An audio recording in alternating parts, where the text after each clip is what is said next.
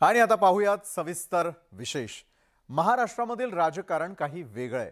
राजकीय मतभेद असले तरी देखील सार्वजनिक कार्यक्रमामध्ये मतभेद बाजूला ठेवून नेते एकमेकांशी संवाद साधतात। तसेच वैयक्तिक पातळीवरती देखील त्यांची मैत्री असते।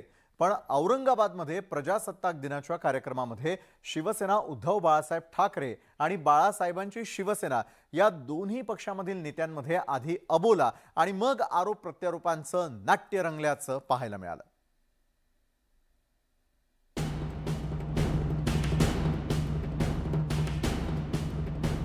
मी बोललो नाही काही, मी बोललो पण नाही अजून। नाही, त्यांच्या बोलण्याने काही होणार नाही। घटनाबाई आहे ते, घटनाबाई कालचं तुम्हाला माहित नाही का तुम्हाला? खैरे काही बोलतात, हे जे चाललेलं आहे सध्याचं हे त्यांना सहन होत नाही। औरंगाबादमध्ये प्रजासत्ताक दिनाच्या कार्यक्रमात शिवसेना उद्धव बाळासाहेब ठाकरे आणि बाळासाहेबांची शिवसेना पक्षातील नेत्यांमध्ये अबोला नाट्य रंगल्याचं पाहायला मिळालं। शिवसेना उद्धव बाळासाहेब ठाकरे पक्षाचे माजी खासदार चंद्रकांत खैरे आणि बाळासाहेबांचे शिवसेनेचे नेते संजय शिरसाट एकाच सोफ्यावर शेजारी शेजारी बसले होते। मात्र दोन्ही नेत्यांमध्ये कोणताही संवाद झाला नाही। संजय शिरसाट शिंदे गट आणि उद्धव ठाकरे गट आजूबाजूला बसले, जे गेल्या अनेक दिवसांपासून आम्ही बघत नाही, आज बघायला भेटतंय। औरंगाबादसाठी चांगलं चित्र आहे। पण मी बोललो नाही काही, मी बोललो पण नाही अजून बोलले नाही तुम्ही?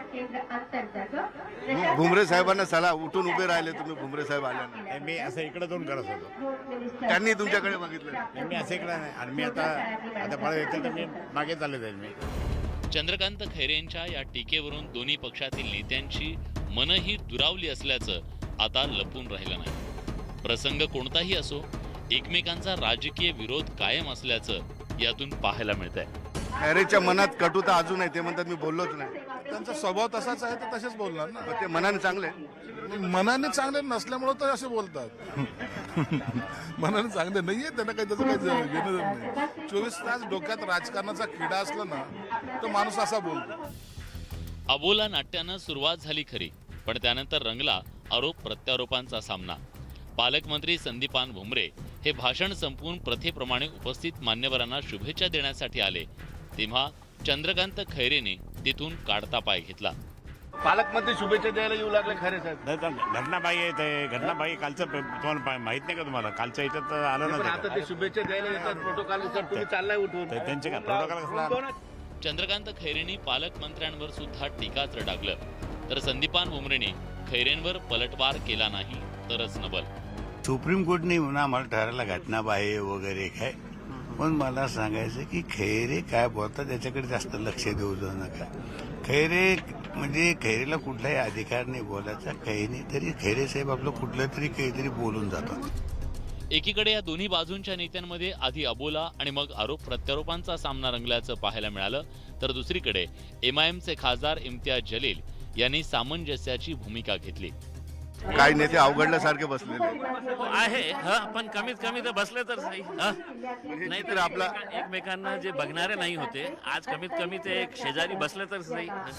40 आमदारांच्या बंडानंतर शिवसेनेत उभी फूट पडली, त्यानंतर दोन्ही गटात राजकीय संघर्षाची ठिणगी पडली आणि आता नेत्यांमधली दरी वाढत गेली आहे। औरंगाबादमधल्या प्रजासत्ताकच्या कार्यक्रमात ते पुन्हा एकदा समोर आलं। एकंदरीतच आपण बघितलं या ठिकाणी की जरी आजूबाजूला बसले असले तरी कटुता कायम आहे, कारण चंद्रकांत खैरे असतील किंवा संजय शिरसाट असतील, ते एकमेकांबद्दल अजूनही चांगलं बोलायला तयार नाही। मात्र ते आजूबाजूला बसले, औरंगाबादसाठी फार चांगलं चित्र आहे, कारण राजकीय मतभेद जरी असले तरी औरंगाबादच्या विकासासाठी एकत्रित येणं फार गरजेचं आहे। सुधीर जाधवसह सिद्धार्थ गोदाम, न्यूज 18 लोकमत, औरंगाबाद। राज्यामध्ये महाविकास आघाडी सरकार सत्तेत येण्यापूर्वी देवेंद्र फडणवीसांनी अजित पवारांच्या मदतीनं सत्ता स्थापनेचा प्रयोग केलेला होता आणि तो पहाटेचा शपथविधी बराच गाजला देखील होता, पण ते सरकार अल्पजीवी ठरलेलं होतं। मात्र आता त्यावरूनच नवा राजकीय वाद पेटलेला आहे। तारीख 23 नोव्हेंबर 2019। लोक झोपेत असतानाच देवेंद्र फडणवीसांनी मुख्यमंत्री पदाची तर अजित पवारांनी उपमुख्यमंत्री पदाची राजभवनात शपथ घेतली आणि राज्याच्या राजकारणात भूकंप आला। कारण एकीकडे शिवसेना, काँग्रेस आणि राष्ट्रवादीकडून सरकार स्थापनेसाठी खलबतं सुरू असतानाच फडणवीसांनी ही राजकीय खेळी केली होती. पण शरद पवारांनी ते राजकीय बंड मोडून काढलं आणि फडणवीस पवार सरकार औट घटकेचं ठरलं. पहाटेच्या त्या शपथविधीविषयी अनेक दावे प्रतिदावे करण्यात आले, मात्र ना भाजपच्या बड्या नेत्यानं त्यावर भाष्य केलं, ना राष्ट्रवादीनं स्पष्टीकरण दिलं. पण आता राष्ट्रवादी काँग्रेसचे प्रदेशाध्यक्ष जयंत पाटील यांनी याविषयी केलेल्या एका गौप्यस्फोटानं पुन्हा एकदा त्याची चर्चा सुरू झाली आहे. तो पहाटेचा शपथविधी शरद पवारांची खेळी असू शकते असं वक्तव्य जयंत पाटलांनी केल्यानं एकच खळबळ उडाली. जयंत पाटलांच्या त्या वक्तव्यानंतर राजकीय वर्तुळात चर्चेला तोंड फुटलंय.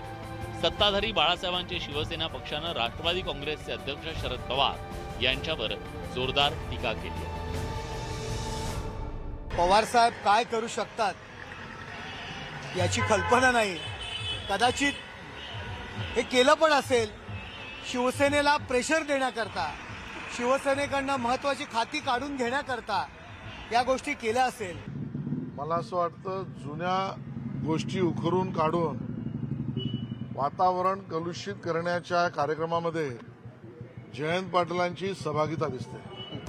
जयंत पाटलांच्या गौप्यस्फोटामुळे सत्ताधाऱ्यांना टीका करण्याची आयती संधीच मिळाली, तर इकडे काँग्रेसनं सावध भूमिका घेतली आहे.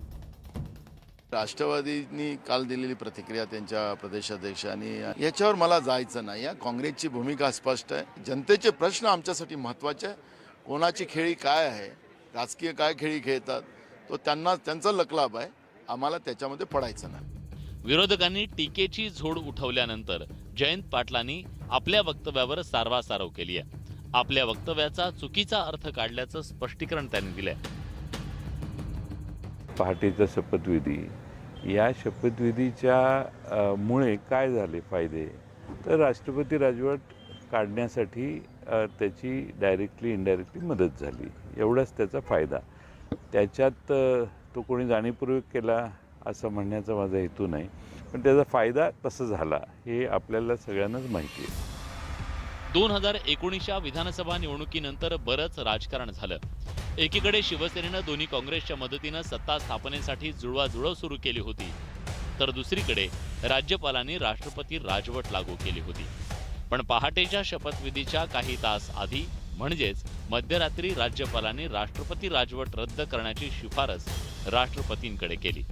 त्यानंतर काही तासात राष्ट्रपती राजवट हटवून पहाटेच्या शपथविधीचा मार्ग मोकळा केला होता. या सगळ्या घटनाक्रमाच्या पार्श्वभूमीवर जयंत पाटलांच्या त्या वक्तव्याला महत्त्व प्राप्त झालंय. Bureau report, news 18 Lokmat.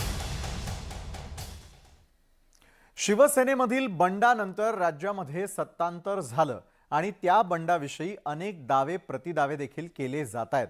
आता शिवसेना बाळासाहेब ठाकरे पक्षाचे खासदार ओमराजे निंबाळकरांनी देखील याविषयी नवा दावा केलेला आहे. शिंदेंच्या बंडाचा पक्ष नेतृत्वाला कुणकुण लागलेली होती असा दावा आता त्यांनी केलेला आहे.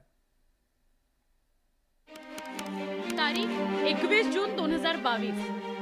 याच दिवशी एकनाथ शिंदे आणि त्यांच्या समर्थक आमदारांनी शिवसेनेत बंड केलं होतं.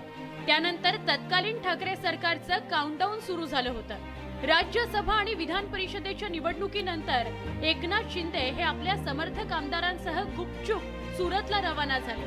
त्यानंतर त्यांनी स्पेशल विमानानं गुवाहाटी गाठलं. पुढे एक एक करत शिवसेनेतील 40 तसंच अपक्ष 10 असे एकूण 50 आमदारांचं पाठबळ एकनाथ शिंदेंना मिळालं आणि त्यानंतर काही दिवसांनी राज्यात सत्तांतर झालं. एकनाथ शिंदे यांनी मुख्यमंत्री म्हणून शपथ घेतली. मी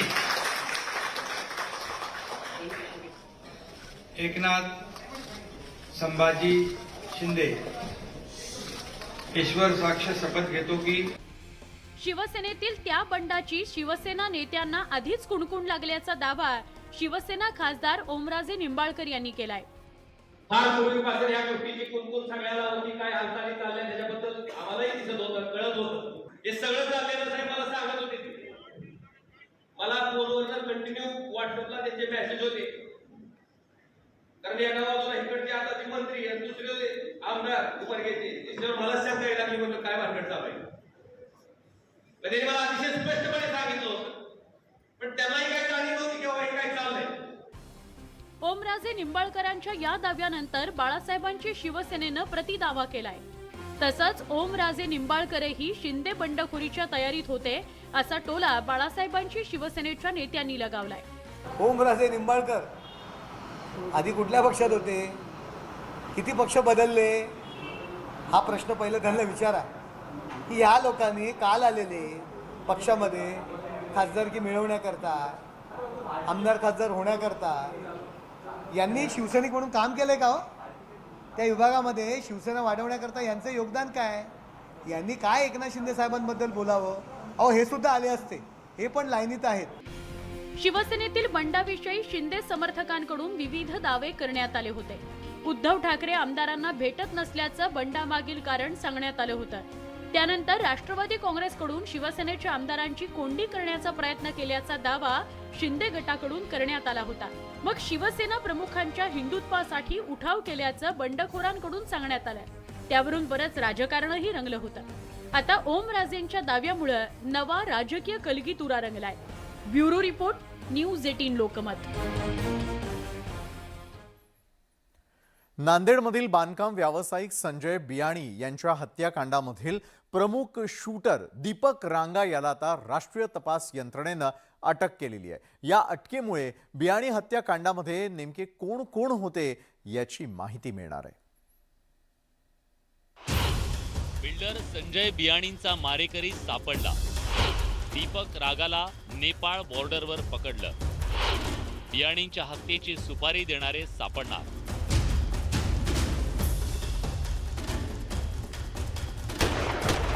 दिनांक 5 एप्रिल 2022 नांदेडचे सुप्रसिद्ध बिल्डर संजय बियाणींची घराबाहेर गोळ्या घालून हत्या करण्यात आली. या हत्येत प्रमुख शूटर म्हणून भूमिका बजावलेल्या दीपक रांगा याला नेपाळ बॉर्डरवर अटक करण्यात आली. दीपक दहशतवादी हरविंदर सिंग रिंदा गँगचा शूटर होता.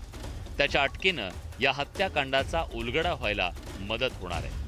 5 एप्रिल 2022 रोजीची जे गुन्हा आहे 119/2022 त्यामध्ये श्री संजय बियाणी यांची हत्या झालेली होती. त्यामध्ये जे शूटर्स होते त्यापैकी एक दिव्यांशू हा अटक होता आणि एक दीपक नावाचा जो रंगा नावाचा जो आरोपी आहे त्याला NIAने गोरखपूर इथे ताब्यात घेतलेला आहे. दीपक रांगाला अटक केल्यानं बियाणींची सुपारी कुणी दिली होती याची नेमकी माहिती पोलिसांना मिळणार आहे. या हत्याकांडाशी संबंधित 15 जणांना पोलिसांनी अटक केली आहे. पण दीपककडे अतिशय स्फोटक माहिती असण्याची शक्यता आहे.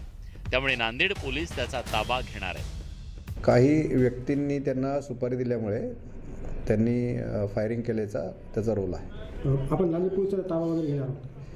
हो, नक्कीच. आम्ही सदरच्या गुन्ह्यामध्ये ते फरारी आरोपी असल्यामुळे त्यांचा ताबा घेऊन तपास करणार आहोत. बियाणींच्या हत्येनं महाराष्ट्रात खळबळ उडाली होती.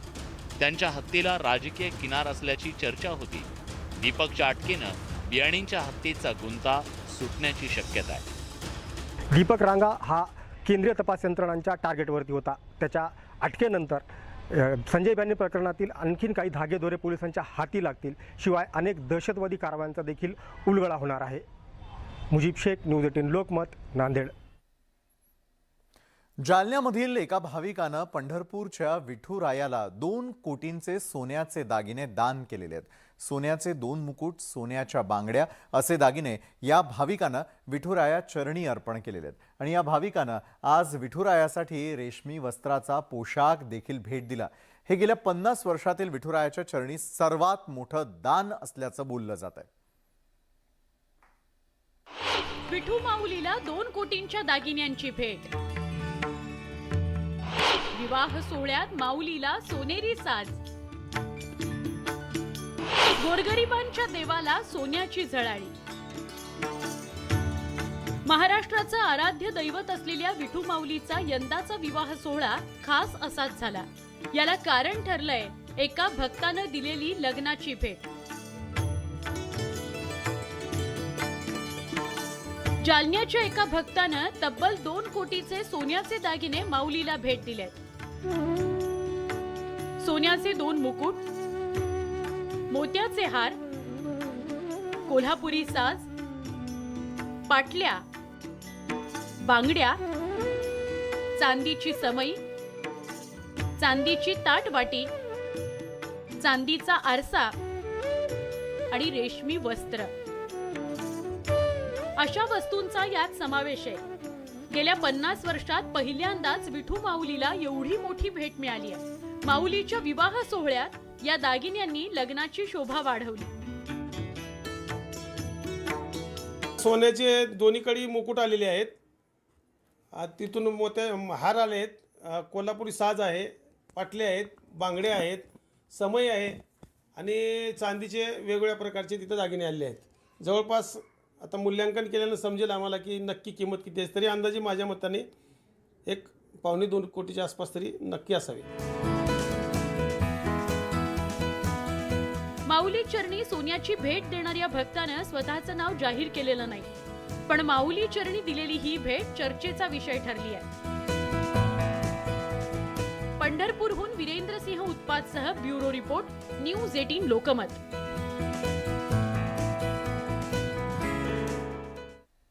तर संपूर्ण दिवसभरात आणखी काय काय घडलं महत्त्वाचं आणि विशेष जाणून घेणार आहोत एका छोट्याशा ब्रेक नंतर.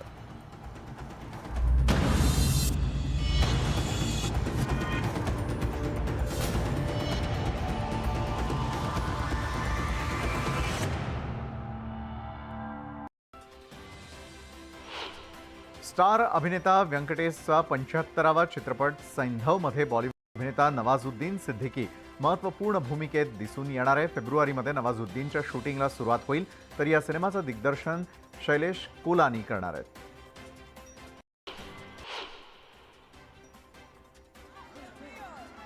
इंटरनेटवरती सध्या हृदय पिळवटून टाकणारा एक व्हिडिओ जोरदार व्हायरल झालेला आहे. डान्स असतानाच अचानकपणे जमीन दुभंगते आणि डान्स करणारे 25 जण काही काळाच्या आत जमिनीमध्ये गडप होतात. पाहणाऱ्यांना अचानकपणे घडत असलेल्या या प्रकारानं मोठा धक्का बसतो.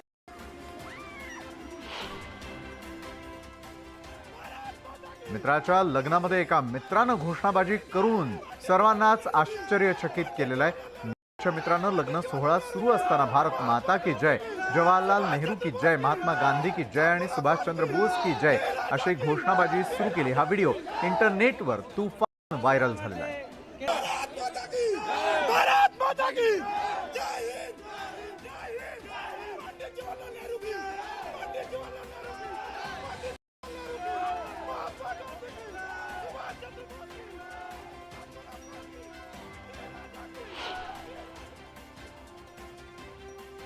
मुलगा हातानं सिंहिणीला मायेनं स्पर्श करतो, त्यांना कुरवातो. कुणीही जंगली जनावरांच्या आसपास जाण्याची हिंमत पण करत नाही. पण या व्हिडिओमध्ये दिसणारा हा मुलगा बेधडकपणे सिंहिणीच्या जबड्याला स्पर्श करतो. सिंहिणीच्या जबड्यामध्ये हात घालून तिचे दात मोजतानाही दिसतोय.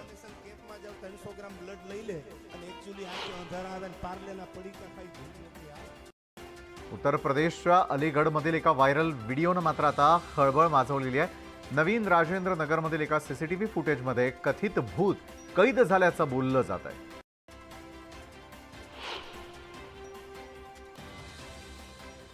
म्हशीचा पूर्ण झुंड हा पाणी पिण्यासाठी तलावाजवळ आलेला होता, पण तलावात मगरी पोहत होत्या.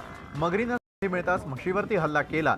तिनं म्हशीचं तोंड पकडून तिला पाण्यात खेचण्याचा प्रयत्न केला, पण म्हशीनंच मगरीला पाण्याबाहेर खेचून काढलं. अखेर मगरीनं म्हशी समोर माघार घेतली.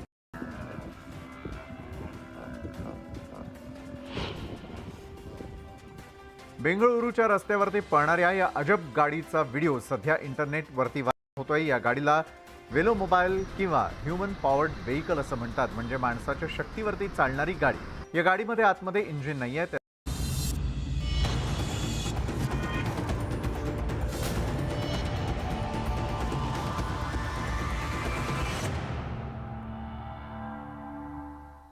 ब्रेक नंतर आपल्या सगळ्यांचं पुन्हा एकदा स्वागत. नादखुळा म्हणजे काय हे कोल्हापुरामध्ये पाहायला मिळालं. प्रजासत्ताक दिनानिमित्त आयोजित रिक्षा सौंदर्य स्पर्धेमध्ये रिक्षा चालकांनी अनेक स्टंट केले. तसंच यावेळी लाखोंचा खर्च करून सजवण्यात आलेल्या रिक्षांनी उपस्थितांचं लक्ष देखील वेधून घेतलं.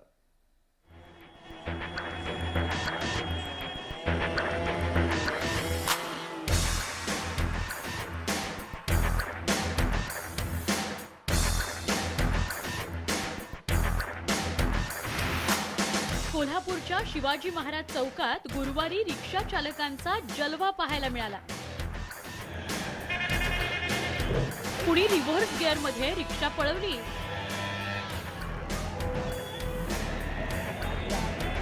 तर कुणी केवळ 2 चाकांवर रिक्षा चालवून उपस्थितांची मनं जिंकली.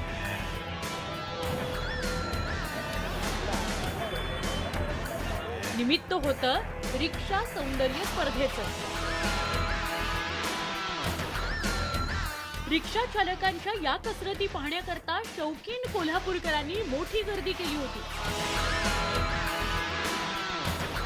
तसंच कसरती पाहून उपस्थितांनी भरभरून दादही दिली. या रिक्षा सौंदर्य स्पर्धेत महाराष्ट्र आणि कर्नाटकातील 50हून अधिक रिक्षा चालकांनी सहभाग नोंदवला होता. एरवी रस्त्यावर धावणाऱ्या रिक्षा थेट रॅम्पवर उतरल्या होत्या. एखाद्या आलिशान कारमध्येही नसतील इतक्या सुविधा या रिक्षात पाहायला मिळाल्या.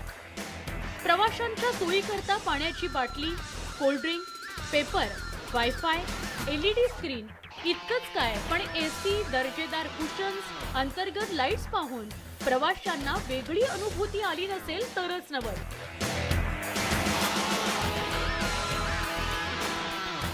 पण केवळ अंतर्गत सजावटीवर लक्ष दिलंय असं नाही, तर मगवील, आकर्षक बंपर्स, लाईट्स, उत्कृष्ट रंगसंगती आणि लाकूड तसंच तांब्याच्या वस्तूंचा वापर यामुळे या रिक्षा लक्ष वेधून घेत होत्या. पॅसेंजरसाठी आता ऑनलाईनची सगळी सुविधा आहे. ऑनलाईनमध्ये काय काय होईल काय नाही ते सगळं कळायला गेलं पाहिजे लोकांनी. आपली रिक्षा अशी काहीतरी वेगळी पाहिजे या कारणाने मी कॅमेरे पुढे आणि बॅकला दोन्ही ठिकाणी जोडलेले आहेत. गाडीच्या वरती सोलर पॅनल जोडलेला आहे मी. त्याचे सोलर पॅनल जे काम करते ते 240 व्होल्ट काम करते. त्या 240 व्होल्टवर हा LCD चालतो आणि LCDवर पुढचा कॅमेरा आणि पॅटमॅकचा कॅमेरा प्लस इंटरनेट पण आपण याच्यावर यूज करू शकतोय. रिक्षा चालकांची कमाई तशी तुटपुंजीच. दिवसभर मेहनत करून 100-200 रुपयांची कमाई होते. मात्र हौसेला मोल नसतं असं म्हणतात. पोटाला चिमटा घेऊन हे रिक्षा चालक आपली लक्ष्मी अर्थात रिक्षांवर खर्च करतात. काहींनी तर जवळपास 5 लाखांपर्यंत खर्च केलाय.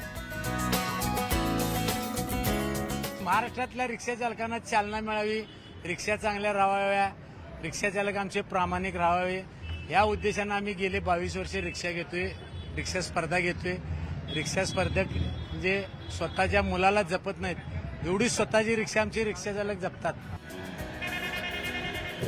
कोल्हापुरात गेली 22 वर्ष रिक्षा सौंदर्य स्पर्धेचं आयोजन करण्यात येत आहे. या स्पर्धेत सहभागी झालेल्या रिक्षा पाहून नाद खुळा असंच म्हणावं लागेल.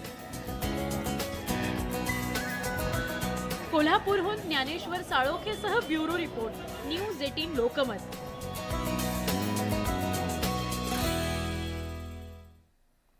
तर यात संपूर्ण दिवसभरामध्ये आतापर्यंत घडलेल्या अतिशय महत्त्वाच्या आणि विशेष घडामोडी ज्या आपण न्यूज 18 लोकमत विशेषच्या माध्यमातून पाहिल्या. तर आजच्या न्यूज 18 लोकमत विशेषमध्ये वेळ झाली इथंच थांबण्याची. ताज्या घडामोडींसाठी पाहायला विसरू नका न्यूज 18 लोकमत.